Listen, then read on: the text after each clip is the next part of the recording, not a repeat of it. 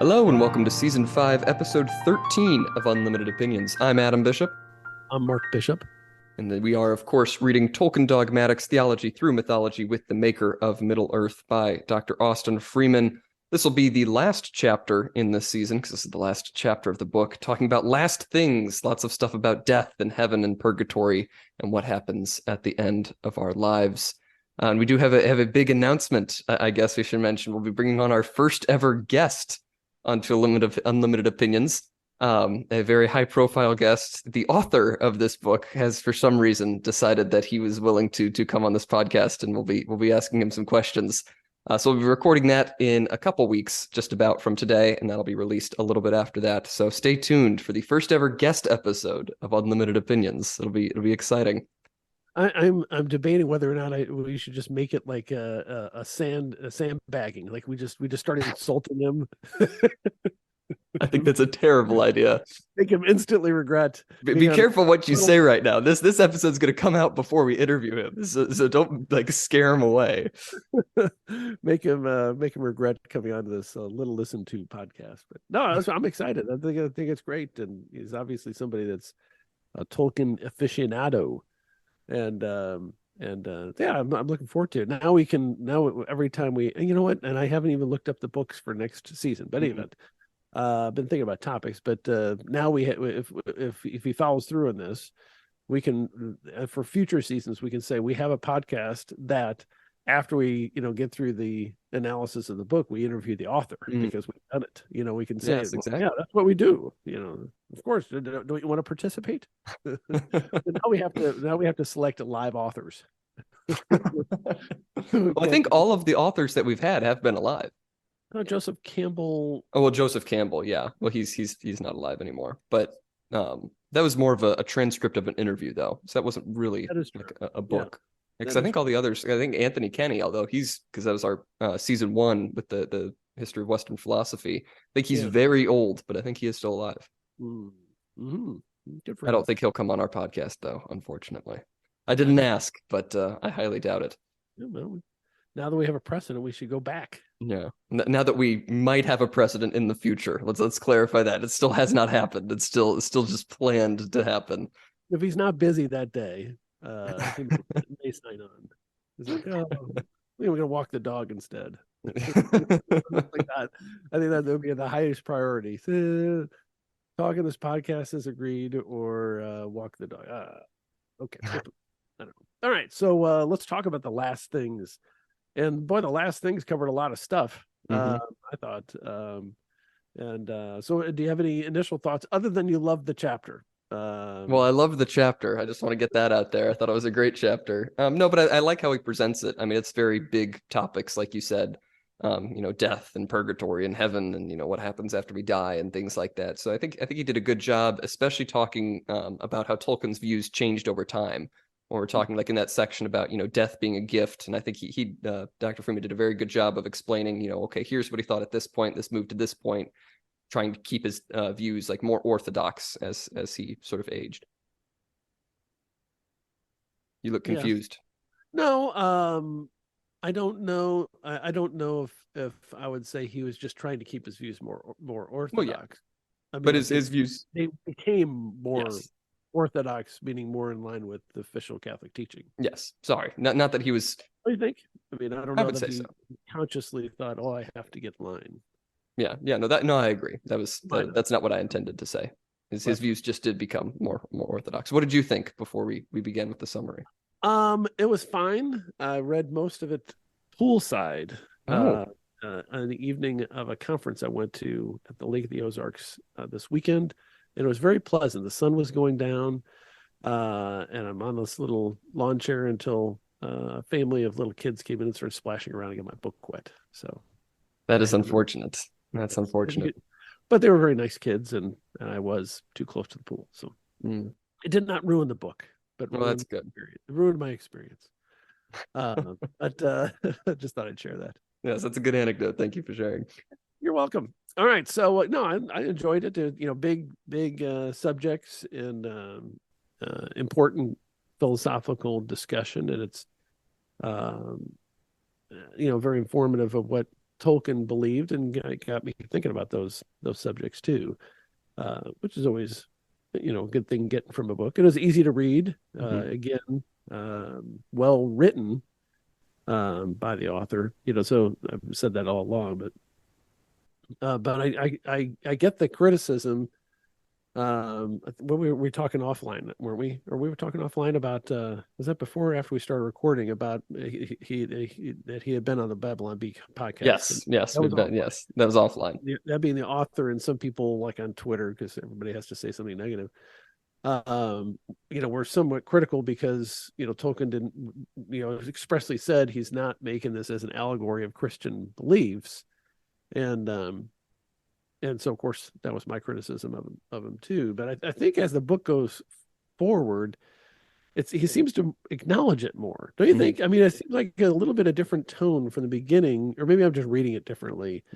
From the beginning of the book, the first chapters to the end of it, he seems to be more clear that, well, these might have some parallels, but it's unintentional, or actually explicitly stating that Tolkien did not, explicitly said this was not, his Christian thinking. This was just a story type of thing. I don't know, but all right, let's get started, shall we? All right. So there's an initial discussion, and it's a discussion, of course, of, as you said, the last things, what happens, death and all that kind of stuff with your soul, and the dichotomy between your physical body and your spiritual self. And there's a reference to Firiel's song, and of course I'm going to ask you to explain what the heck Firiel's songs are. And there was a quote of 5 of the 13 lines of the song that deal with the end of the world. So what does Firiel's song remind me and our listener what he's referencing there? That's something that Tolkien wrote. Yes, I believe that is just a poem. It's just a poem that he wrote in one of his Elvish languages, Quenya, and then he translated it into English. So it's just a poem that he wrote for fun, talking about, the end of the world.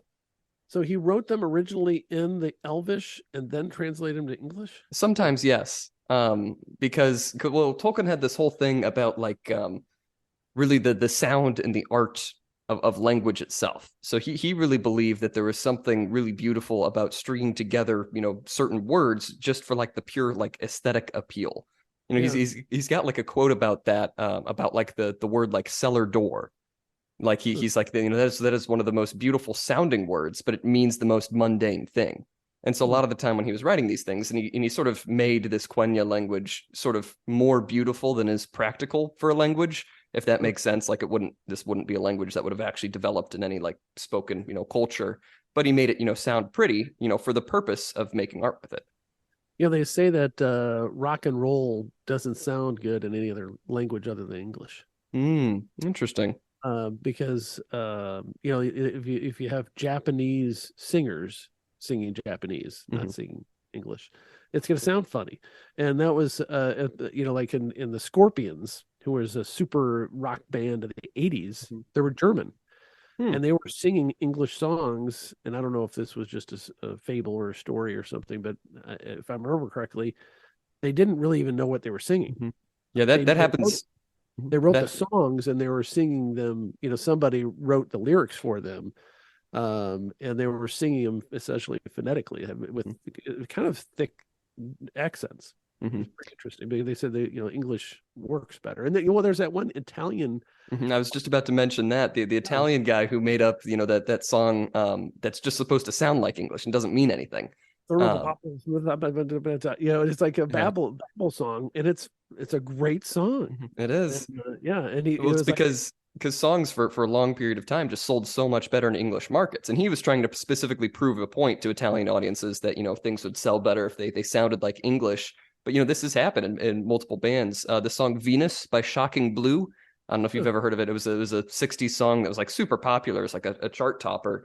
No, I cannot. I believe the band was Danish or something, but they didn't speak a word of English. And so the lyrics that they had, were all written out phonetically, just like you were saying. And they had no idea what they were saying, but they knew it would sell better if they sung it in English. Yeah. And Brazilian music is great, and it's the only one that consistently uses whistles. that is so marginally related to what we were talking about. Thank you. But effectively, I find the whistles in Brazilian music to be wonderful.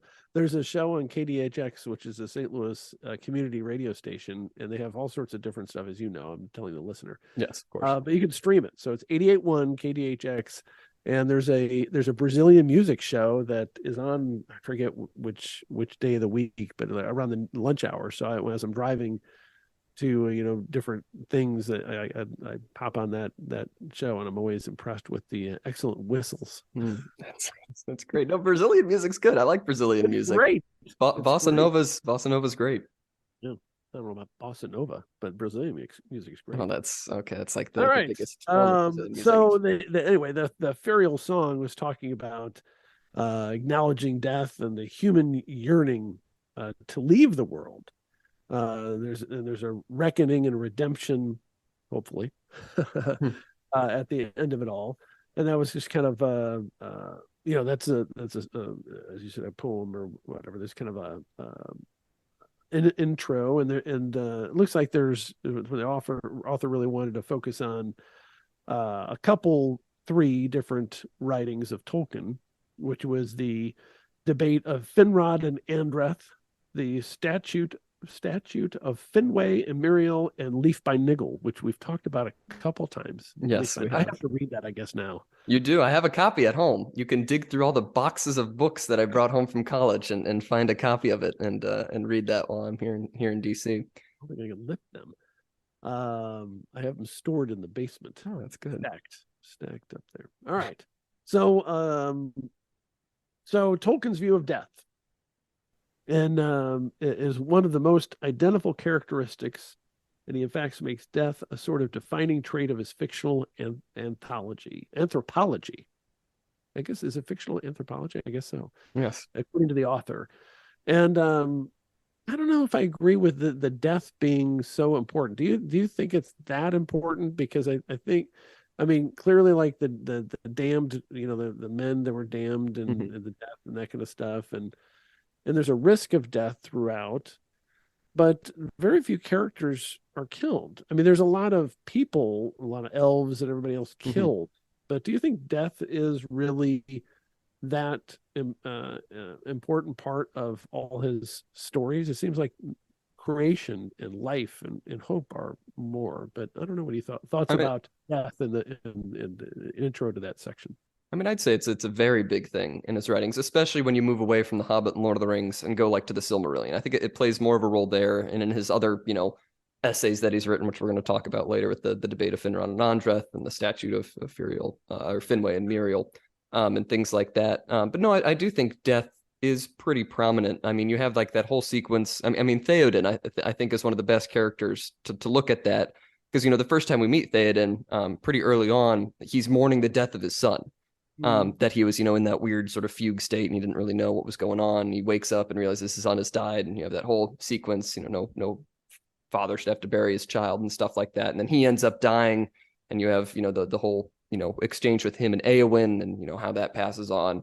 No, I think it is pretty big. I think it is a pretty big deal in his works. Bunch of characters, like you said, die. You have Boromir, you have Denethor, and you have sort of the purpose of what do we die for. And I think, the whole point of Frodo's journey, the only reason that he, separated from the rest of the group is because he knew that the journey was going to end in death.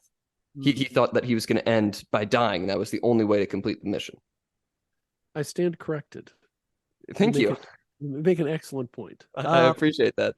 So let's talk about Tolkien's writings and his views about death. And as you were speaking, one of the things you didn't mention, which we've talked about before, is the difference between the elves and the men, and the elves not having that eternal life, and that the men basically have that gift of death and possible eternal life with God. I guess it's more than possible. Well, maybe not with God, I guess, depending on what happens. But yes, and that as the author says, that Tolkien's view is that we are destined to be transfigured into a new eternal bodily existence in a heavenly realm apart from time, which brings up one of our earlier debates about the omniscience of God, but we won't go into that again. Yeah, let's not spend another half hour on that. And then and one of the points he does make, which I guess is directly or secondarily about death, is attempting to lengthen life or capture immortality is unnatural, leads to wickedness. Mhm. And boy, there's a lot of truth to that. And I think in our society, there's a lot of that, whether it's really just trying to avoid death, but it's like almost avoiding old age, Mhm.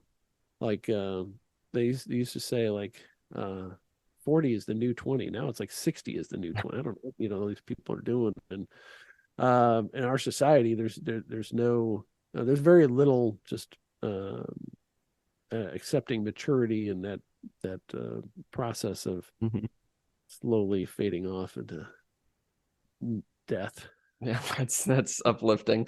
But no, On that note, what are your thoughts on that subject about death and the difference in elves and all that stuff? like I like what you said about the evil of trying to lengthen life and sort of just hide from death. I mean that's a big thing with the ring, of course. We see that first with Gollum, sort of the creature that he becomes by just having his life unnaturally extended, and he's just totally dependent on the ring. And then same with Bilbo, not to quite that extent, but the quote that I really like is what he says. I feel thin, sort of stretched like butter scraped over too much bread. It's sort of that result of if you keep trying to delay the inevitable, you're just going to sort of stretch yourself out. It's not going to be a fulfilling thing. It's just going to be sort of a miserable thin existence. But I think you're right about the society today is trying to avoid it at all costs. Even trying to avoid like the appearance of old age at all with these horrible plastic surgeries that like so many celebrities get and stuff like that. And I get that's a thing that's been going on for a while now, but I feel like it's even more common where you get these really unnatural like facelifts and everything. It's just ugh. Well, it's not even just celebrities anymore. It's down to retail. Yeah, that's So true. there's so many people my age, and I'm guessing men too, but so many women are getting these injections and all that kind of stuff and weird lip things. And it's like Mm-hmm. you look at them, wait a minute, what the hell happened to you? I don't have any lines in my face. Like, yeah, you look like somebody, like a balloon. Like somebody just shoved a tube in you and inflated your face.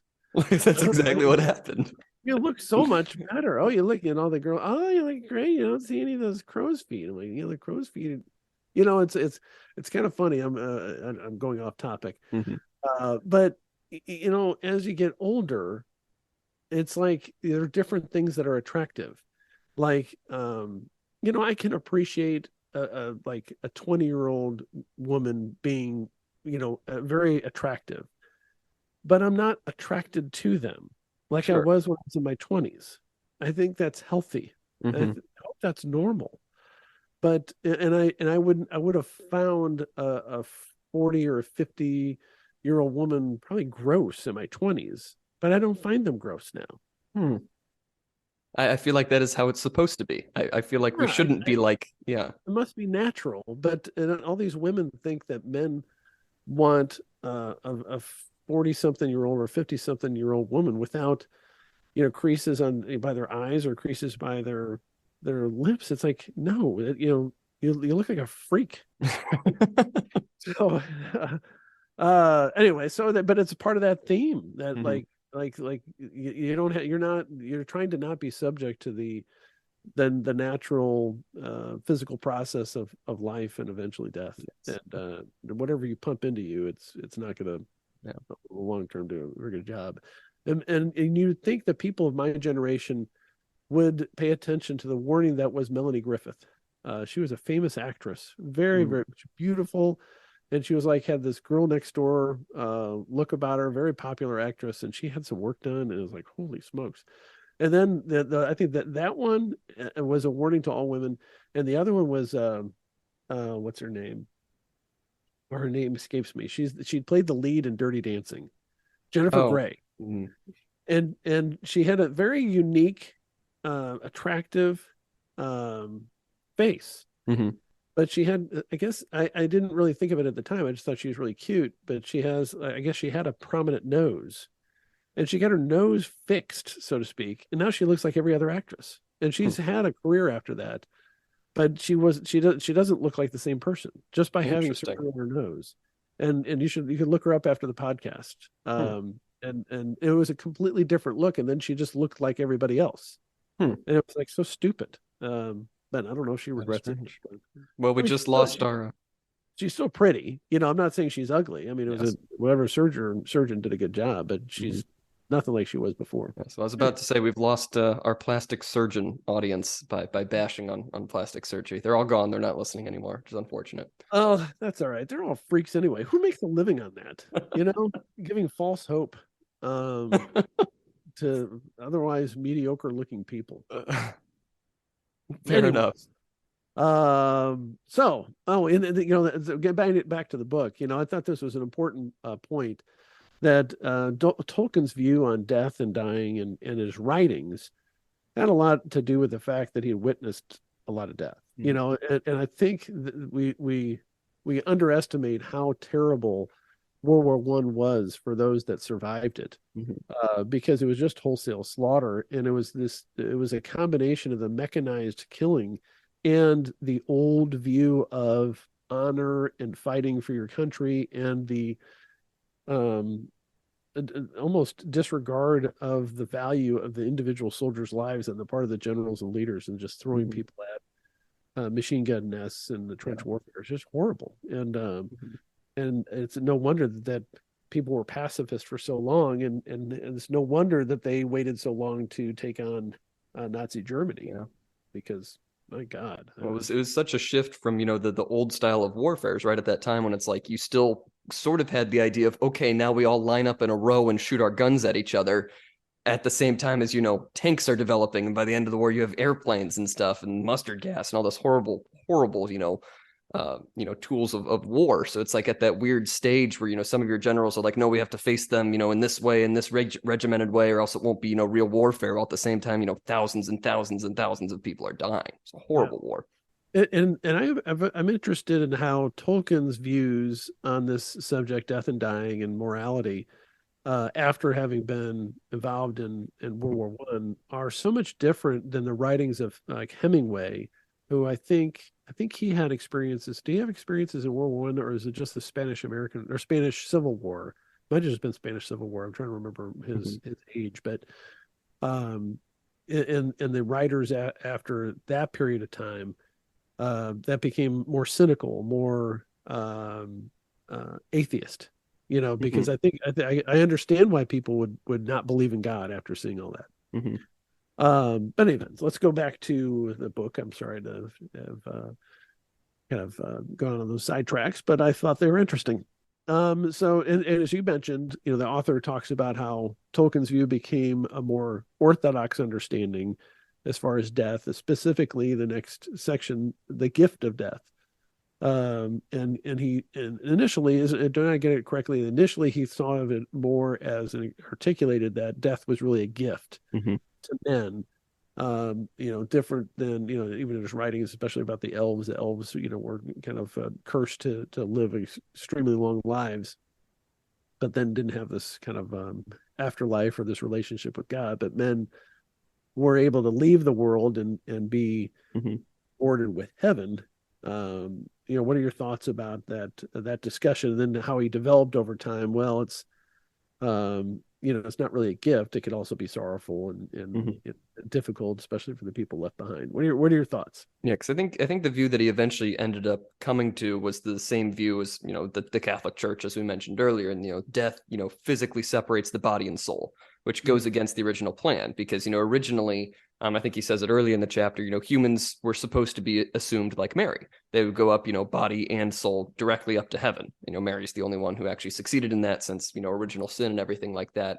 And so he kind of comes to recognize, like, no, it's never an inherently good thing. God did not give us death. It is not a gift. But the way he kind of reconciles that with his earlier writings is, well, okay, the Silmarillion is written from the point of view of the elves. It is the elvish history. And so from their point of view, yes, it is a gift. And so he can kind of look at these two sort of competing ideas and be like, yes, there are some good things about death. Like we were saying earlier, it's not natural to live forever, as humans. And so there are good parts of being able to die and going on to this next existence and being with God fully, that the elves can't. And so they view it as a gift, when in reality it's not necessarily a gift, but it's a flaw, or not necessarily a flaw, but a deviation from the original plan. Yeah, and then there's a discussion about the that death and that separation of the human body is really punishment for sin, the result of the fall from grace, Adam and all that. I don't know if I don't buy any of that stuff, but maybe I should. But those types of issues, and there is a mention. Let's see, what is that? 314. Talking about let's see, where was it at? But the view of the myth is that is still that a finite lifespan is not punishment for the fall. Here we note it is not his view, but the view of the myth. Separating his views of mythologies as opposed to his personal views on death and dying, and I don't know. The one thing I do think, and I don't know if I have it now, but the thought that death is a gift, and it's a release from the struggle of earthly life, I think is a dangerous concept. Because people that become, and we all, I think everybody at some point or another has some sort of bout with sadness or depression, or even the clinical depression from time to time, and if you firmly believe that death is just a release from all that, and you'll be reunited with God, period. It's dangerous. It's a dangerous philosophy to have, because at some point you'll be like, well, why am I waiting? Yeah. And so I think that's a good, just a practical thing for religion to have. And I know people don't like, I think the Catholic Church still believes that suicide is a sin, because you're ending, God's gift of life. Now, whether it's a mortal sin, because it'd be hard. I guess you're not. There have been survivors, going on to that subject, which I wasn't planning on, but there's survivors of people that have jumped off the Golden Gate Bridge, and I watched a very, very interesting documentary where they interviewed these people, and every one of them regretted it before it hit the water. Wow.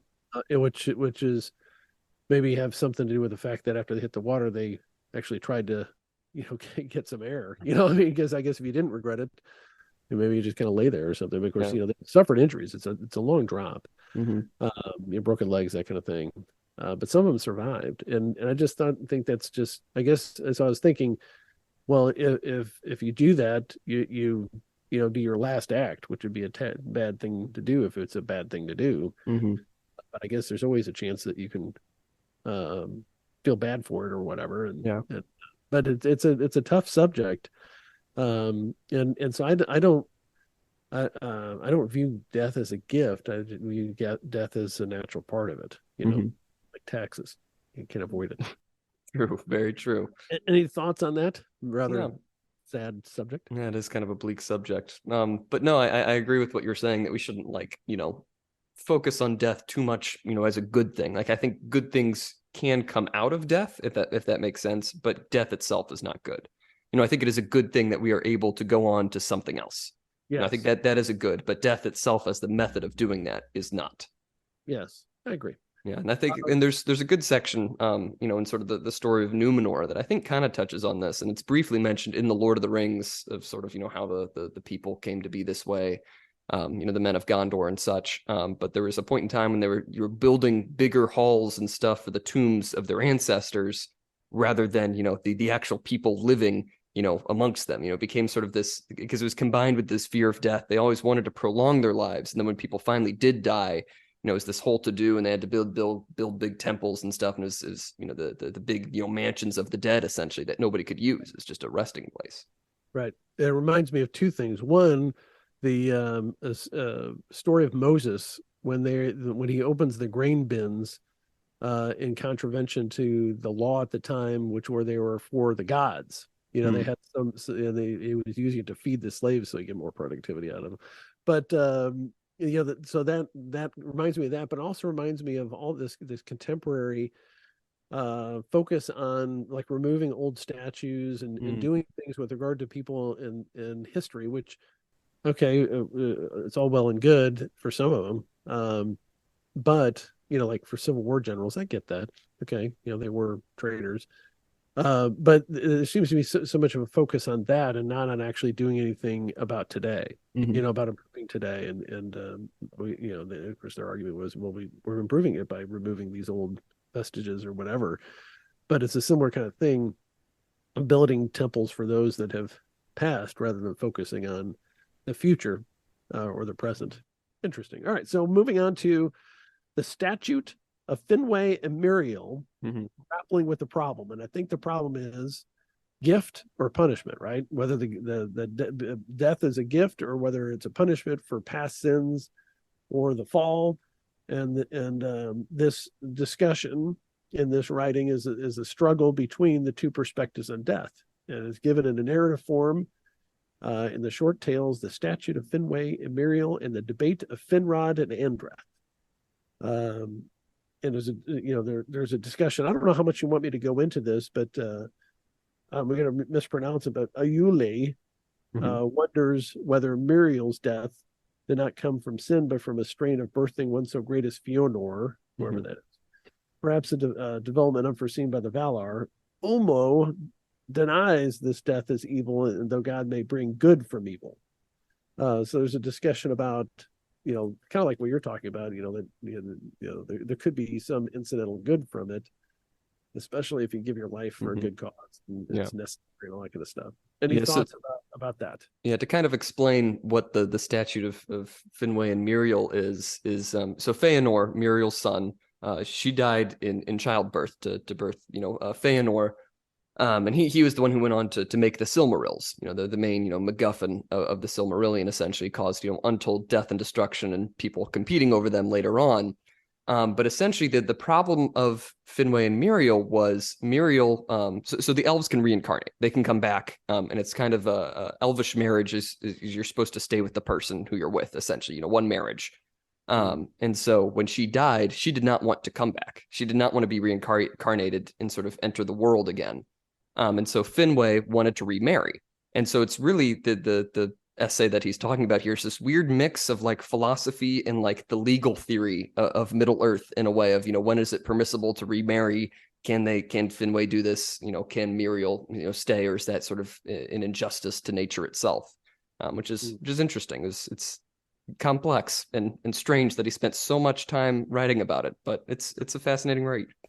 It is interesting. I've mentioned to your mother, if I die first, she can remarry, but she has to have a period of mourning for 1 calendar year. And if she ends that period of mourning 1 day early, I will try to find a way to haunt her. That's great. She's given me carte blanche, which I thought was weird. Yeah. Interesting. Yeah. So I told her I declined, and I will either be a monk or perhaps a priest. And then I maybe can, if she dies early enough and I can have my career go forward long enough as a priest, maybe I could be bishop.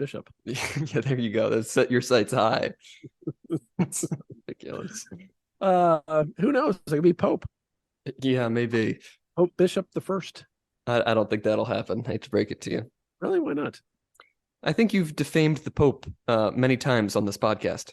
I have not defamed. You have insulted the Pope many times. I don't think that insults are insults if it's just the truth. Fair enough. If you go up to a midget and you say, "You're short," are you really insulting them? I mean, I guess not. No, they're short. They should just say, "Hey, I know, stupid," and they would not be insulting you because you're stupid for reiterating that a midget is short. It's by definition. That is true. Good thinking there. So there's two statements that everybody thinks are insults are actually just statements of truth. And moving along. So, although I don't think they're supposed to say midgets anymore. No, you're not. That's what I've heard. Midgets are different than dwarfs.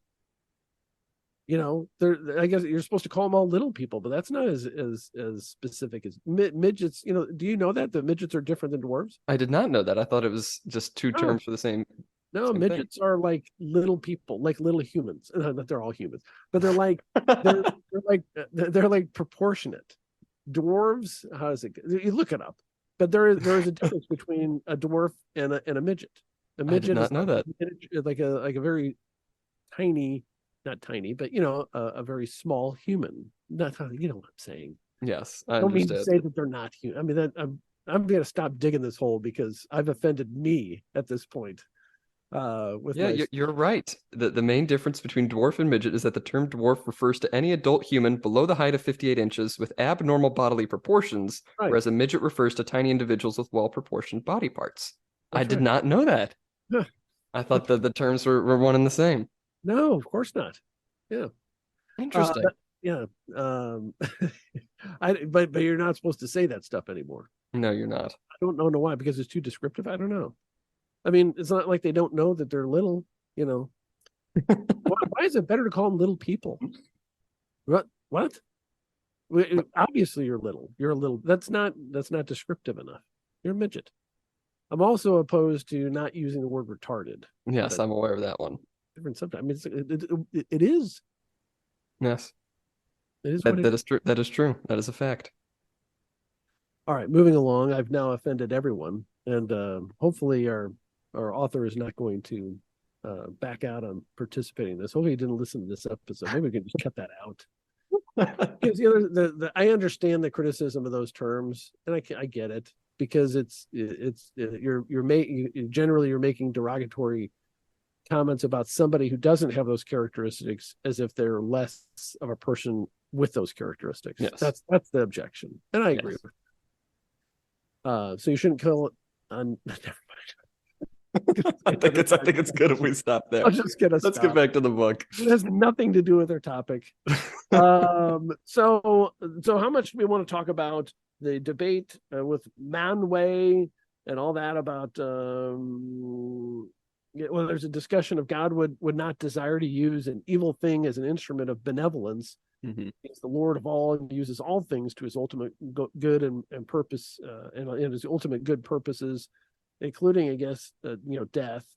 And there's a discussion of the whole soul body structure and whether or not the death separates that and can be reunited and all that kind of jazz. Any additional thoughts on that, or should we just move on? Let's move on to his mature view of what he really comes to view death as. That would be the debate of Finrod and Endreth. Yes. And so there's so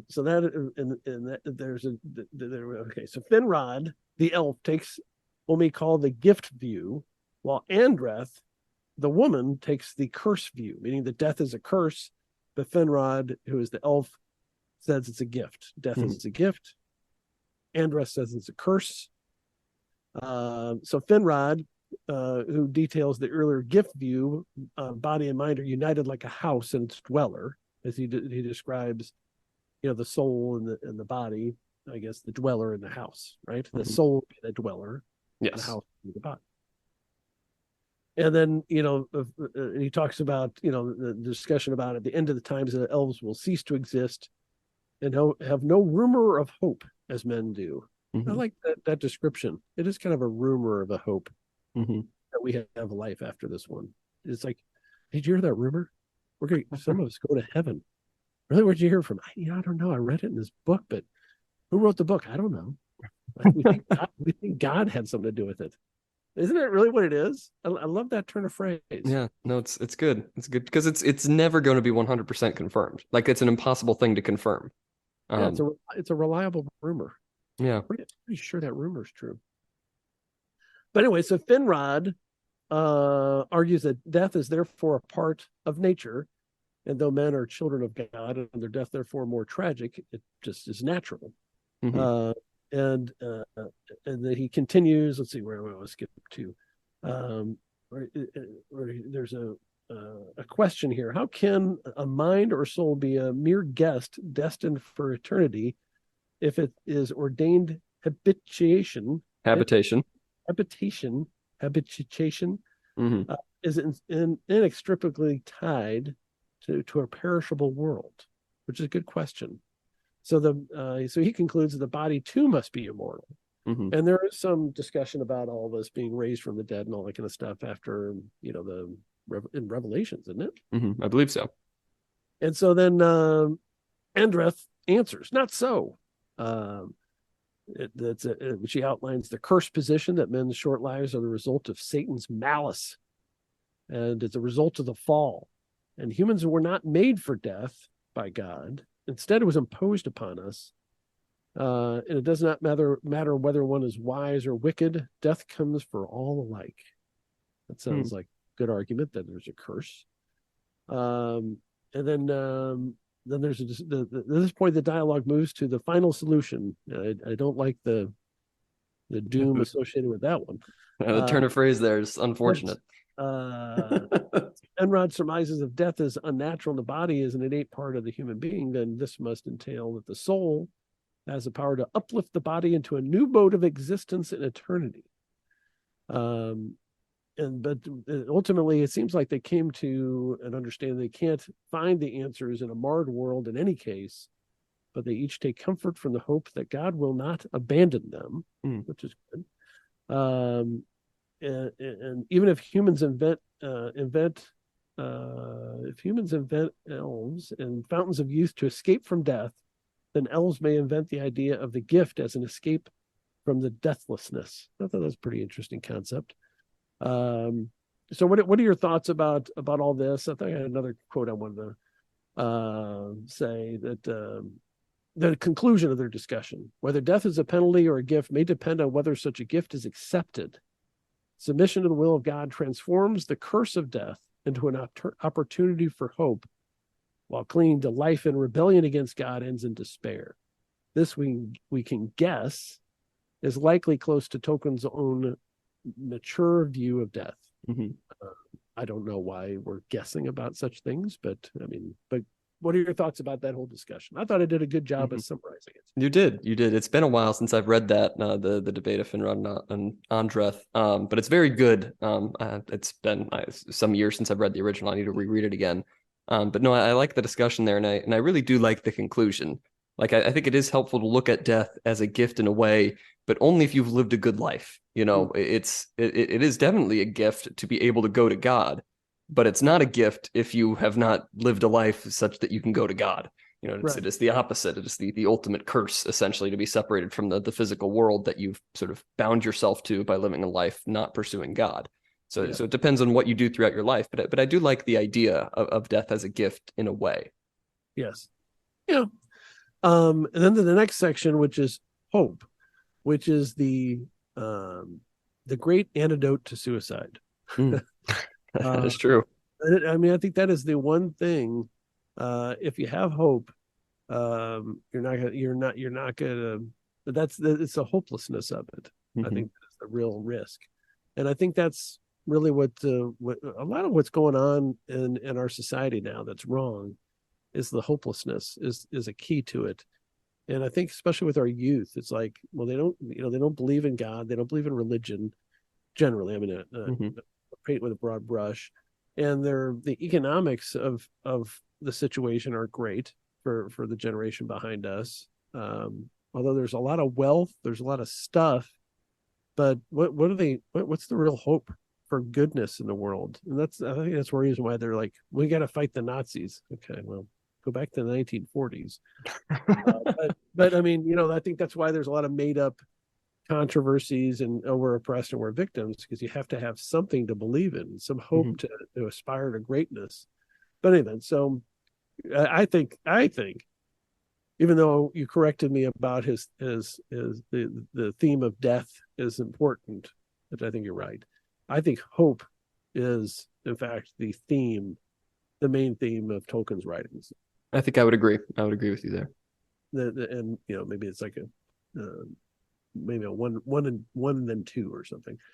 So hope is, as the author says, hope is Tolkien's other great theme, and its end is future blessedness and God's redemption of the world. So it's basically the hope that we're going to rejoin God, but really it's more specific in his writings, especially Lord of the Rings and The Hobbit, is that when all things seem lost, there's a hope that even if their mission fails, that it was worth it, and maybe somebody will follow them, or maybe it'll be seen as making a difference by just trying and basically moving the rock up the hill. Like there's a view of life, especially men's lives, that you're just struggling to push this rock up the hill. And every step you get closer to that ultimate goal, and eventually maybe you get up to the top of the hill, maybe you don't, but at least you move the rock a little bit further each day. And so what are your thoughts about hope and hopefulness and the theme in his writings? And then we can go through it a little bit more in detail if you wish. I think it's a very important theme, like you were talking about, and sort of the idea of a future, I think is really nicely seen, in the conversation between Sam and Frodo, which is placed in the movies as they're leaving Osgiliath. They never actually went to Osgiliath in the books. That was sort of a thing that they put in there to do more with Faramir for the movies. But the idea of, will they tell stories about us? Do you think that there's going to be stories just like the stories that we heard growing up? They're kind of referencing Bilbo because, that was the big story around the Shires. He went out and he fought trolls and he fought a dragon and stuff like that. And so I think it's everywhere that sort of question is asked is, what will happen in the future? Will we be remembered? And I think a lot of the characters in the Lord of the Rings conclude that, yes, we will be remembered because we are doing a good thing.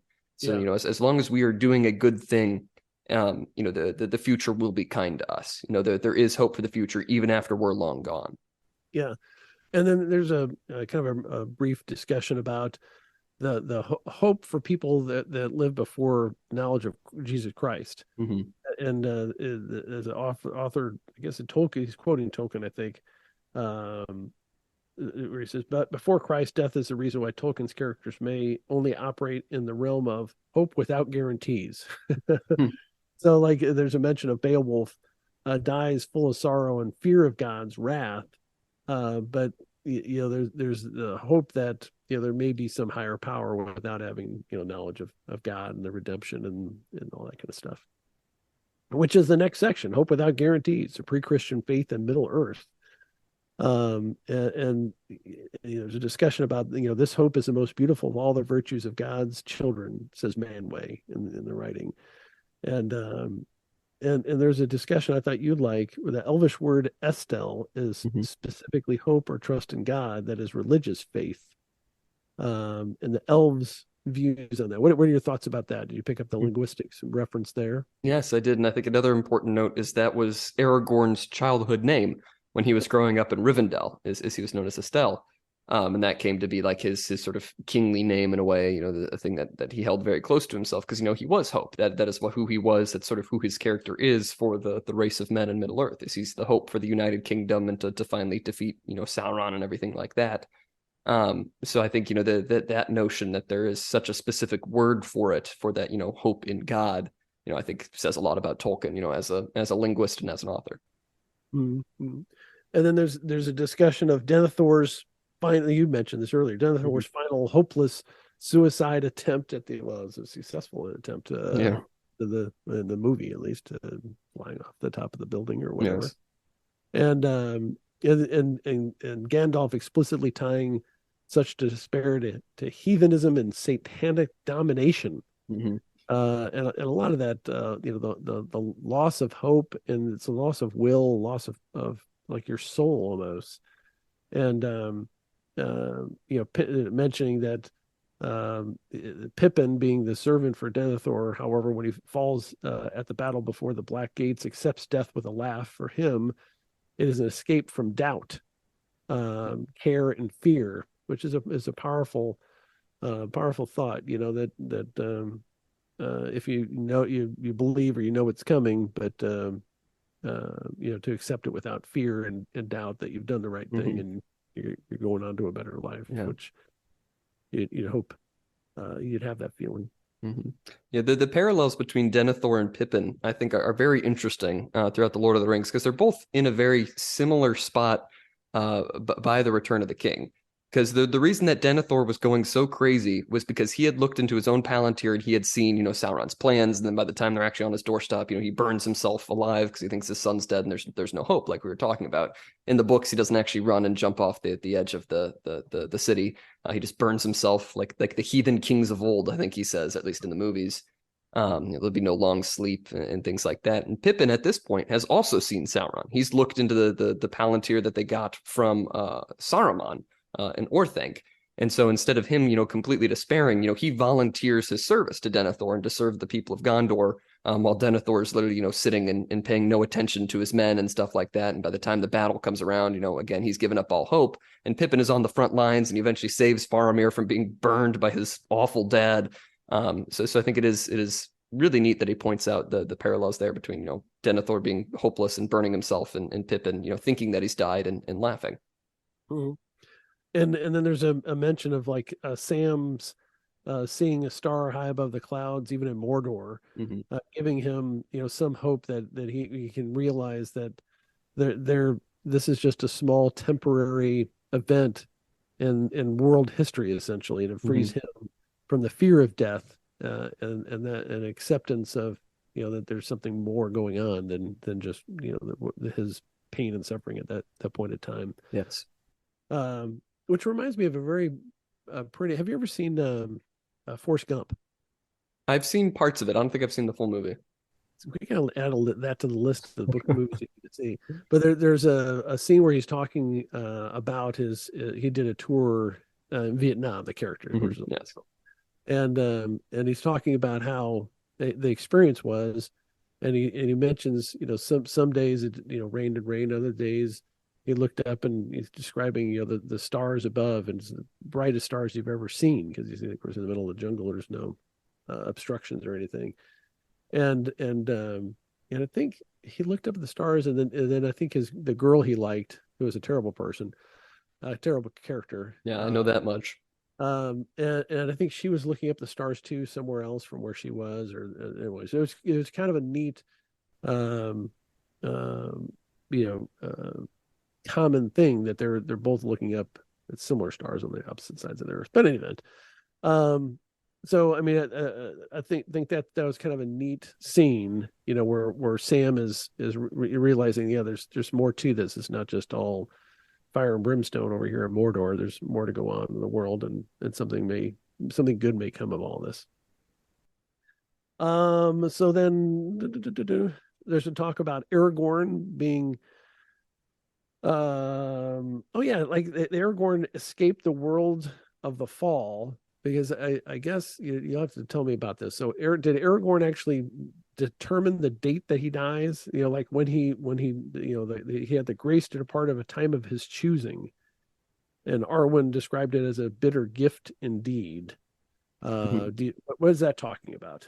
Yeah, so you're right. Like Aragorn does, choose the time of his death. I think it's described as he lays down and he gives up his life essentially. He's decided, I've lived a long enough life. I've done what I need to do. I think he's over like 200 years old at this point, because he does have the long life of the Númenóreans. And so, it is this idea of, he's the only human at least who gets to do that. He's like, okay, my time is done. No need to stretch it out any further. And I'm going on to see what's next, which is of course, contrasted to the unnatural long life of the ring and the people who hold on to it and stuff like that. Whereas he's like, okay, it's time to see, what the gift of death, has in store. Yeah. So then there's a discussion about in the debate of Finrod and Andreth, which is Tolkien allowing his pre-Christian characters knowledge of a good original creation and a fallen state. That's the song and all that kind of stuff. And then Andreth at first can see a little bit despair, but eventually asks whether there may not be some greater thing after the end of all the music.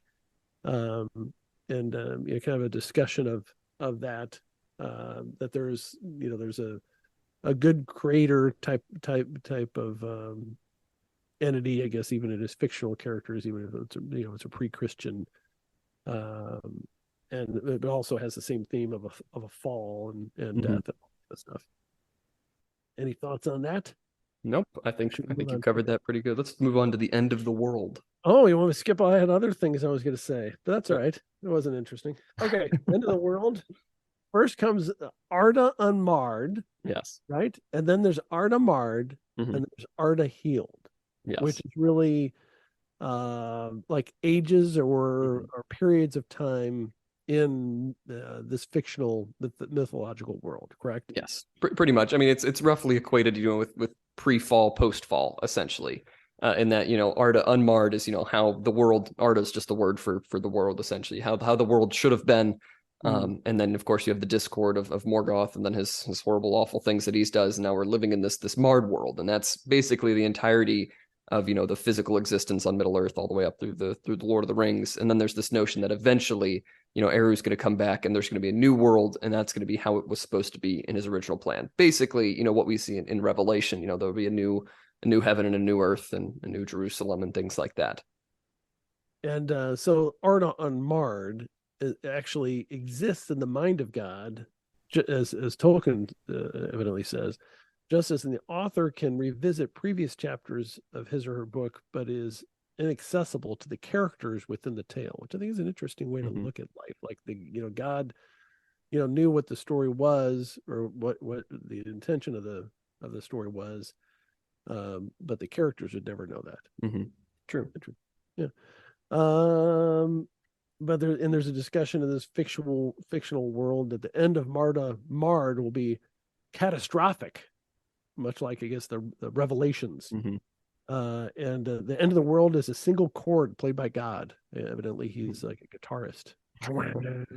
Well, I mean, that's tying into the world was created by a song. And so it's like if the world's going to end, it has to also end in some sort of song. Yeah, I wonder if it's in tune. I guess it would be, because it'd be a chord. I would assume so. Very powerful.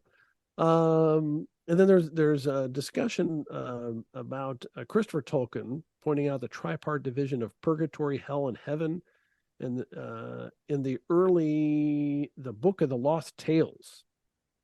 Discussion there. Anything you want to point out about any of this kind of stuff? I don't believe so. I mean, I think it's important to point out like how the actual Armageddon would happen. In sort of his earlier writings, essentially that there's this idea that you can't really kill Morgoth. He's just sort of pushed out beyond existence. So he still exists, but he can't touch anything. But then it's prophesied that he'll return with all of his other demons and such that he's corrupted to him. There's going to be this big battle, and it's real important and crazy, and all these other characters come back from the dead for the final battle. It's a really neat read, but it's sort of an idea that I think he phased away from in later parts of his life. And that's like his kind of description of his Ragnarok. Yes, right? essentially. Everybody comes back and has the battle. There's a reference to a final battle for the earth and heaven and hell and all that kind of stuff, right? Yes, exactly. Yeah. All right. What are we moving on to the next section then? I believe we can, unless you have some any other mentions that you'd like to make of the end of the world. But only at the end, from the outside, can the reader mentally survey the complete story, including its climax and resolution, and either admire or criticize it as a whole. Yeah, that's a neat idea, because I think he goes on to talk about Gollum's final intervention. Makes the reader reevaluate many other scenes. It's like that idea of things could have happened better. I think we always think that throughout our lives. It's like, well, if I had done this, this would have happened. If I had done this, then this would have happened. Similarly, Frodo saying, I wish Bilbo would have killed Gollum. That would have saved us so much trouble now.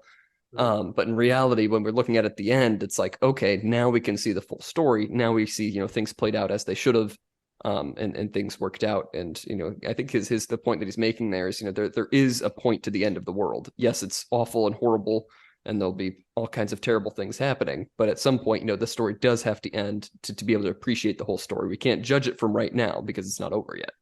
And I think mostly what I get from that is really just good writing, because when you have that complex a tale where you don't know, you are wondering as you're reading it, why didn't Bilbo just kill that SOB? And why are they letting this guy track him? And why doesn't he let Sam beat him over the head with a rock until he's dead? I mean, what is the point of this? But then you see there's a morality tale there about the mercy and all that. So, and I think the same can be said of God, because especially when we're looking at it in Tolkien's view, when he uses so many author allegories to talk about God, it's like, why would God let this happen? Why would this happen? If God's so good, well, we can't evaluate it yet. It's not over. I think by the time it actually ends, we'll see, like you're saying, it's a morality tale, and we'll see we'll see what would have happened, or see what has happened by that point. Yep. The next section being the final judgment. Yes. The final countdown. So Tolkien, in fact, accepts the possibility God may permit the majority of humanity to choose damnation. He has an interesting view of like that, and I think this is really, really compelling. That everyone, it's almost like everyone is called to go to heaven, but Hmm. some people just refuse Hmm. and reject it of their own free will. And I think that's probably a better way to look at it, really, than God casting them off. Hmm. It's almost like they're just choosing to go down a different path.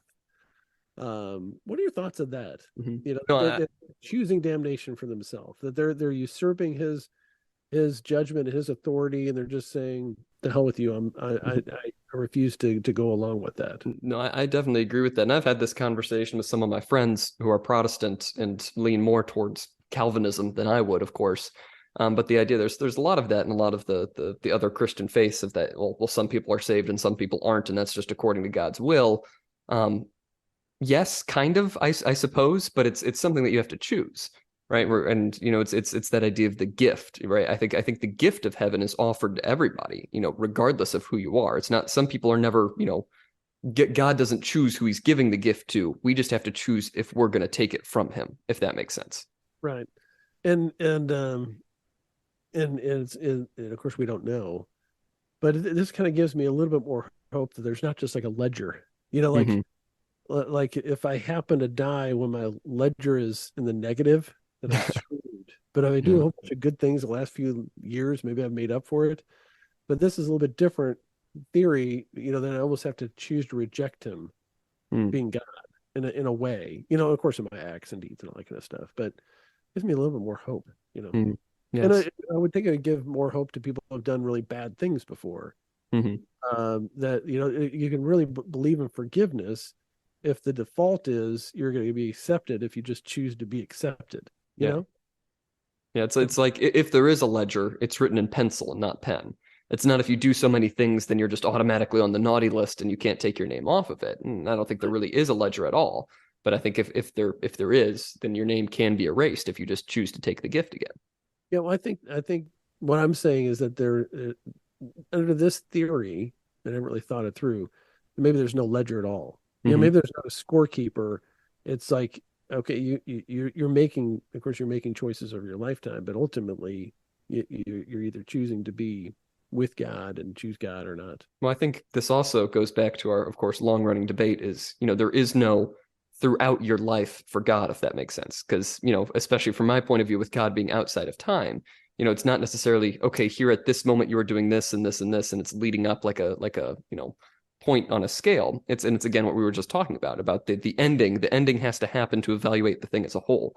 So it's not necessarily that we're looking at, okay, at this point in time, you have done more bad than good, and now you go to heaven. It's what does your life look like to God? And it's completely non-linear because God wouldn't have to think in linear terms.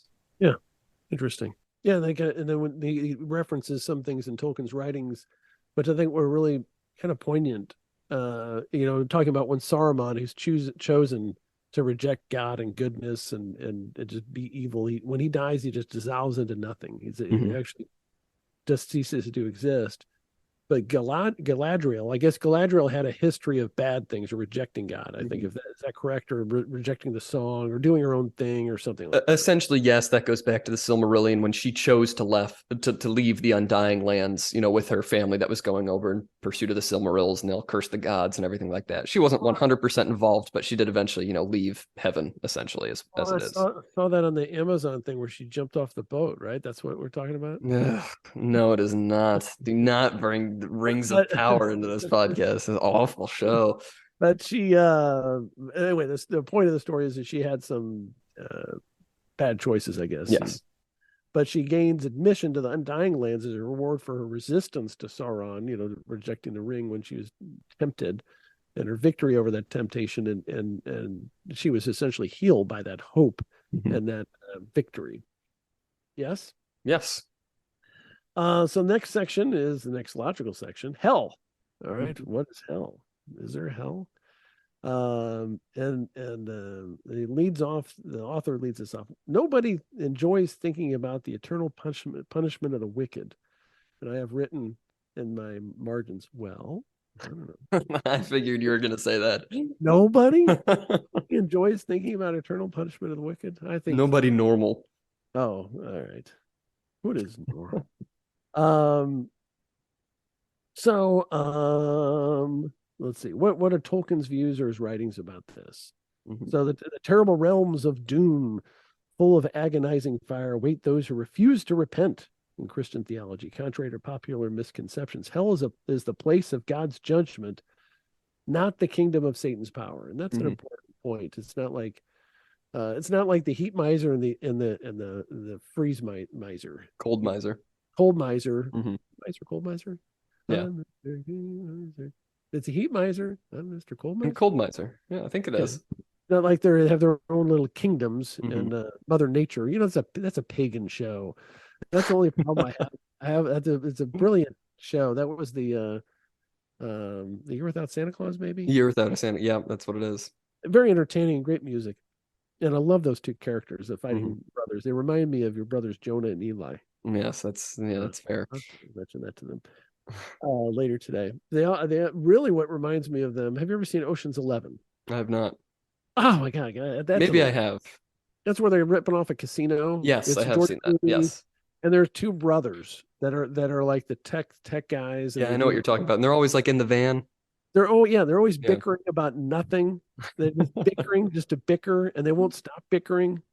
But they're not like beating each other up or anything. They're just bickering. Yes, exactly. That's your brothers. I agree. It's very no, just stop. I was right. They both say in unison. I was right. Anyway, so Yes, the point you were making about hell not being like Satan's kingdom. I feel like yes. that is an important point because it's How did I Satan because you got heat miser, cold miser bickering Oh, that's something. yes, it's not like a separate realm Yes. that Satan is a king and he's Yeah. just Because like Satan does not want to be there. This is not a place that Satan is like, I want to make this my palace. It is hell in Catholic understanding it is the place devoid of God. Yeah, and it's not like the underworld in Greek and Roman mythology where it says kingdom or something. Yes. All right. So what else do we want to talk about? Hell, that in Tolkien's discussions about wicked soul may exhibit admirable traits, which I think is very true. And let's see, Gollum, for instance, could not have resisted the ring at the end. This is only because he had not strengthened his will, which I think is a very important point that Tolkien mentions. That you have to be ready, you have to be prepared for those temptations, and I think that people don't do that, and that's part of what, but really a big part of what prayer is. Yeah, is just being prepared for, those kind of tough choices, those morality tests type of thing. Yeah, I like. What are your thoughts about hell? Yeah, I like what he has to go on to say about that. That the weakness of will is the final state of the wicked. He says, a soul in hell may undergo a sort of fixity of desire, which without repentance transforms a person from a grumbler into a mere grumble. Sort of that when you die and when you're in hell, you sort of just become the sins that you've committed, and you're nothing more than that. You're sort of doomed to only do what you knew throughout your life. So, sort of like Dante's view of the seven circles of hell, where like the punishment is tied to the crime that you committed. But it's more so than that, where it's like if you were just greedy your whole life, you just become a spirit of greed itself, and that's all you can fixate on. It's just be a horrible, miserable existence, if there even is like an existence like that at all. Right. Shall we move on to purgatory? Yes, we should. As a Roman Catholic, Tolkien affirms not only heaven and hell, but a transitional state of purification in which the soul is destined for heaven. And I think this is a pretty controversial view of Catholics. I don't know if any other denomination believes in purgatory. Maybe they do, but I'm not an expert on them. But there's a description of Tolkien's. The author mentions Tolkien waffles between describing the Hobbit's journey from the Grey Havens as a symbol of death or as a transition into a time of healing, like purgatory. And then there's, the Leaf by Niggle again reference Hmm. as a purgatorial story. And what are your thoughts about purgatory and Tolkien's views of purgatory and those themes in his writings? Hmm. Anything? I like what he has to say about Leaf by Niggle, and he goes on, quite some time. But there's like two phases of his purgatory time. The first is he's basically just performing menial labor, day after day, because essentially, Niggle's big sin was always focusing on himself. He never really wanted to help anybody. He only did because he had to, because he felt pressured to do so. But he always just wanted to be by himself and doing his own thing and working on his painting essentially.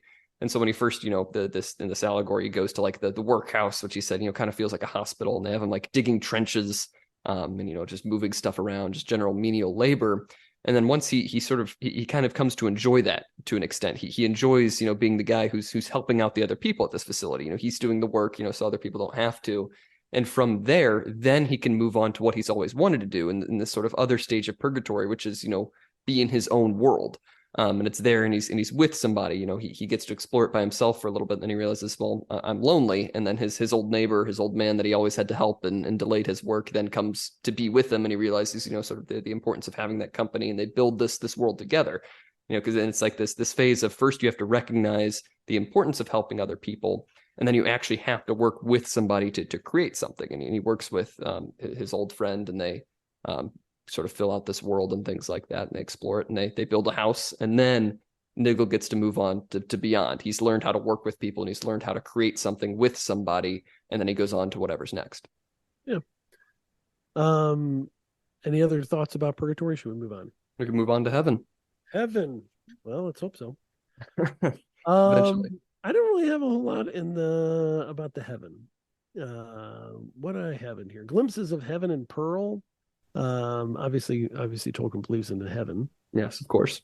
And there's some discussion of that. But the writings of Pearl, I'm trying to remember what that was. Pearl was a Middle English poem that Tolkien translated along with Sir Gawain and the Green Knight and Sir Orfeo. Mm-hmm.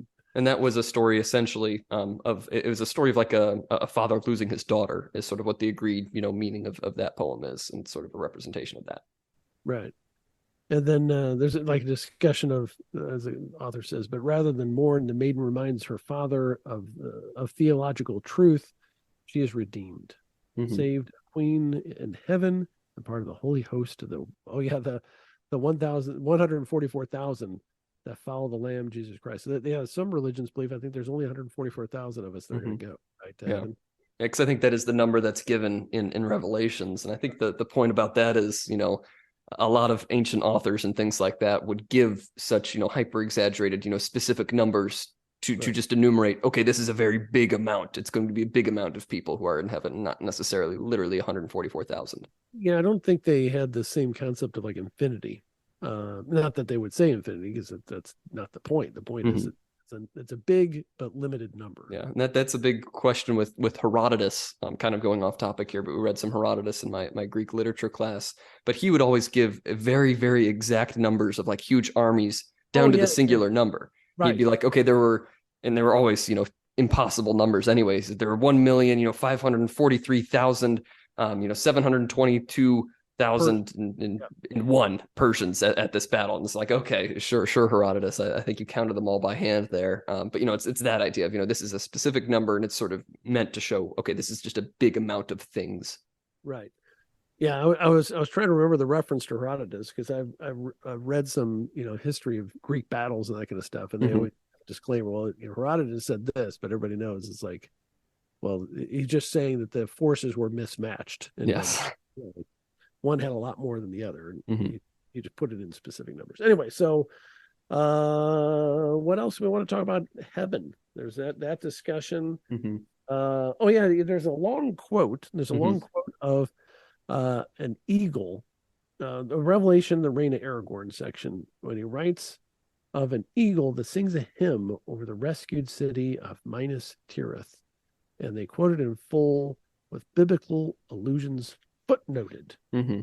Any discussion of the eagle's poem or any of that kind of stuff? I mean, I like what the poem says here. I mean, it's beautiful wording here, but essentially there's 13 footnotes throughout these, few sentences here. So just each one of those footnotes is, okay, this is a reference to a biblical passage here. So it's just very, very dense with biblical references here.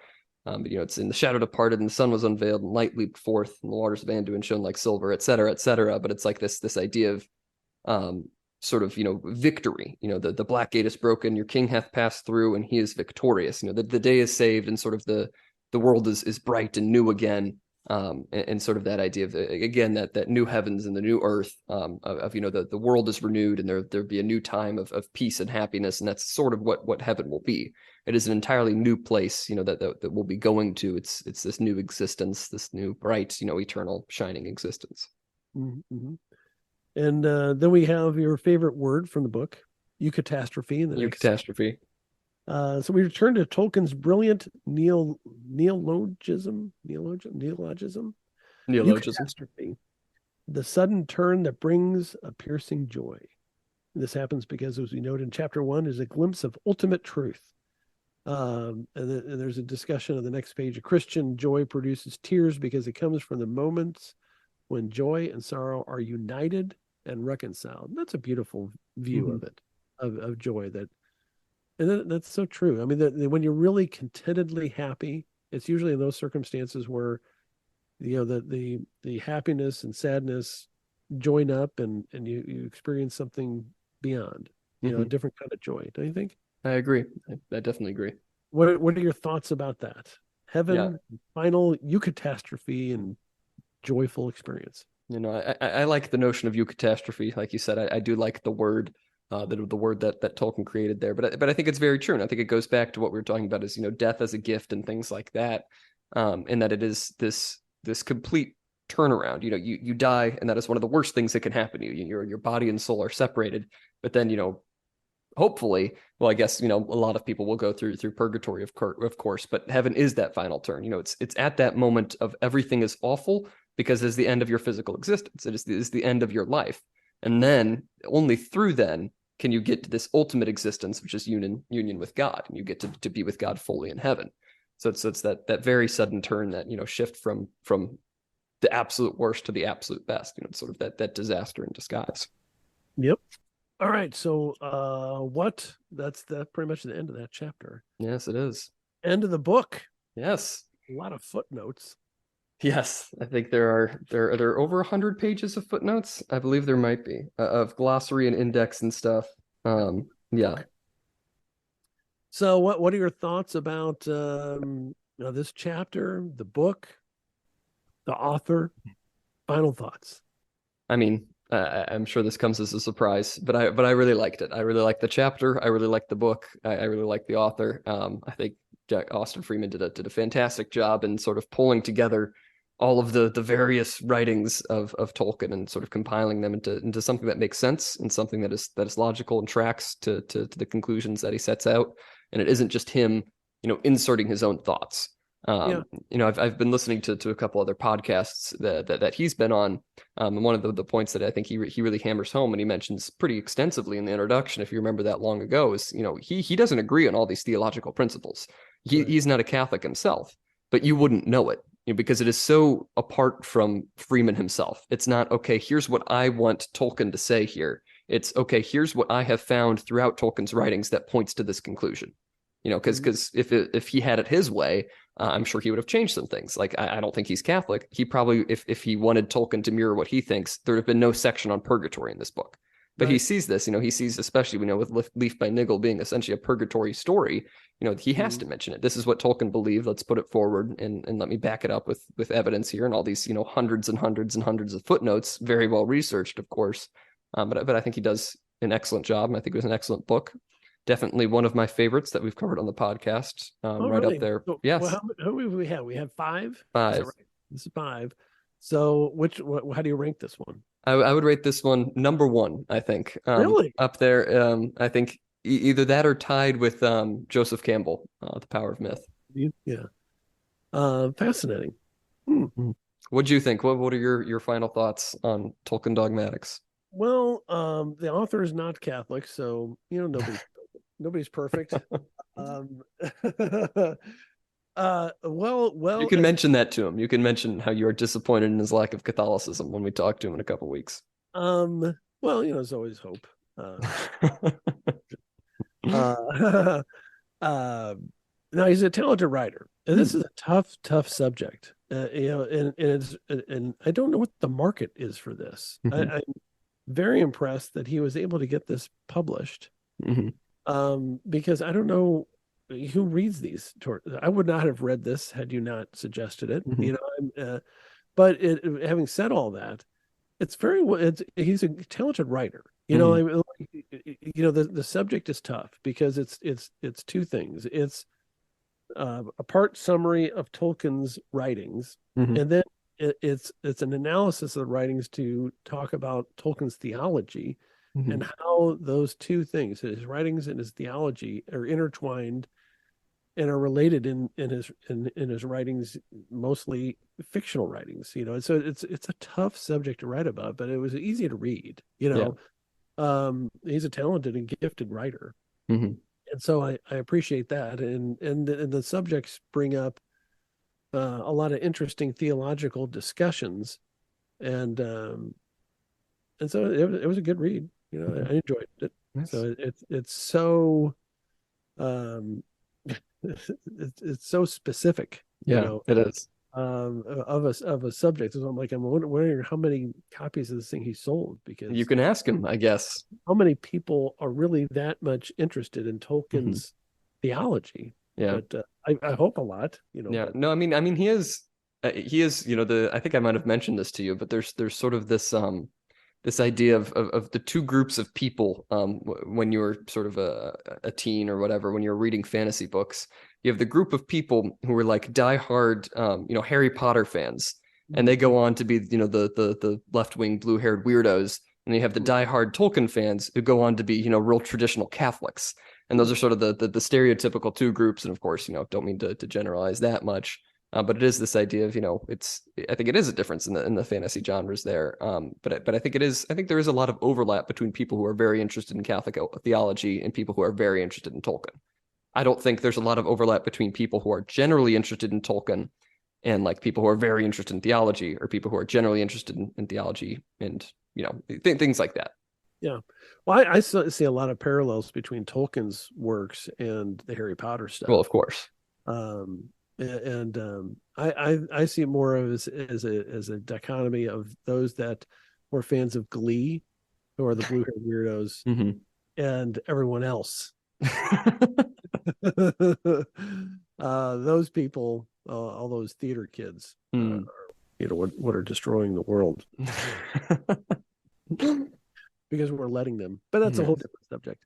I mean, I enjoyed it, and I wish him all the success in the world, because he's a good writer, and I'm interested. I don't has he written any other books? I know he's done not by himself. He's written chapters of other books. He's actually edited a book very similar to this, but about Lovecraft, H.P. Lovecraft, and his theology presented in his works.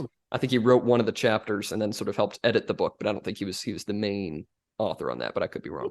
I wonder if he would because he has a good turn of phrase quite often in the book. And I wonder if he's ever given thought, or if he's written, some fiction, like a novel. Because I think he'd do a very good job at it. Don't you think? Yeah, I think so. We can let him know when he's on the podcast in a couple of weeks. I think I'm going to suggest that he do that. You should. That he get it published. You probably. I'm guessing. We should bet right now. Do you think he's written a novel? Some sort of fictional tale of a book length, not just a short story or a mid story. That he's written a novel. What do you think? Unpublished. I think he's at least attempted to. I think it is. I don't know if. Well, he's a very busy person. I've looked through like his list of things that he's written. He's written all kinds of periodicals and articles and stuff over years and years and years. So depending on how much free time he has, I would say yes, he's written something. Are you taking the bet or not? You taking the bet? I'll bet. Well, which side are you betting? You seem pretty certain that he has. Yeah, I bet you he has. I think he. I'm not taking that bet. I think he has. Then I think he is not. Well, I think that'll be my one question. All right. All But right. I'll ask him two questions. Why aren't you a Catholic, you heathen? And secondly, have you ever written any fiction? Because I think I do think he's a talented writer, I agree. I agree. and he's got to. You figure if he's reading that much Tolkien, he's got to have an appreciation for storytelling abilities, Mhm. and to not to really be into it that much, and to write. He's obviously a writer. Mhm. To not have written a novel, I bet you he did when he was a teenager. Oh, I for bet, sure. I bet you before he's out of high school, this guy has written a novel. I mean, he's a fantastic author, fantastic writer. Mhm. We're going to find out. Yes. Well, that concludes, I guess, our discussion of Tolkien Dogmatics. We still have not picked out a book for next season, so you can still tweet us any suggestions that you have, or let us know in some other format if you know us in person, I suppose. But our Twitter is ULMTD opinions. Make sure you tweet at us any suggestions that you have for book topics for next season, season 6. Do you have any other closing thoughts before we No. wind things down? All right. Well, this has been season 5, episode 13 of Unlimited Opinions, the season finale to season 5. I've been Adam Bishop. Still Mark Bishop.